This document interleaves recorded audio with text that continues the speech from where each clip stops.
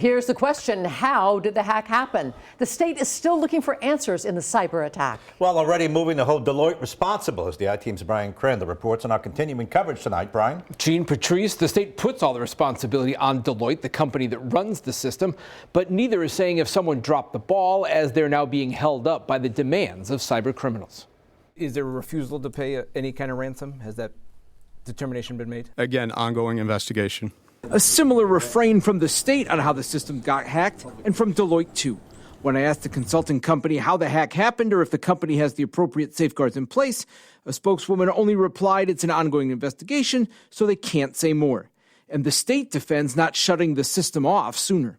The nature of the breach was not fully identified. We had been notified that the bad actor had potentially gained access to the system, so we weren't aware of the full extent of or if there actually was an incident. So we took every precaution that we could. Meanwhile, attorney Peter Waslick has already filed federal lawsuits against Deloitte on behalf of 2 Rhode Islanders, seeking damages, claiming Deloitte failed to, quote, implement adequate and reasonable cybersecurity procedures and maintain customer information in a reckless manner. Deloitte has a rocky history with the state of Rhode Island. The rollout of the Social Services Benefit Program, then called UHIP, was a debacle in 2016. Glitches in the software led to residents being cut off from benefits like food stamps, leading to long lines at Human Services Office and a backlog of cases in the thousands. Then Governor Gina Raimondo blamed Deloitte for delivering what she called a defective product.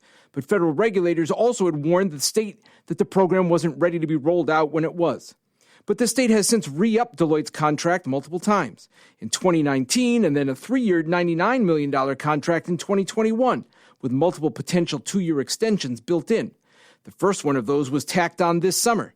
State records show that will bring the current deal to more than $200 million for Deloitte. What's your overall satisfaction level with Deloitte running this program? And in hindsight, are you okay with renewing that contract? Well, if you asked me that question a few weeks back, I think you would have got a pretty positive answer. I mean, now, the state actually got about $200 million back on that original deal years ago due to that mess back then. I'm Brian Crandall, NBC 10 News.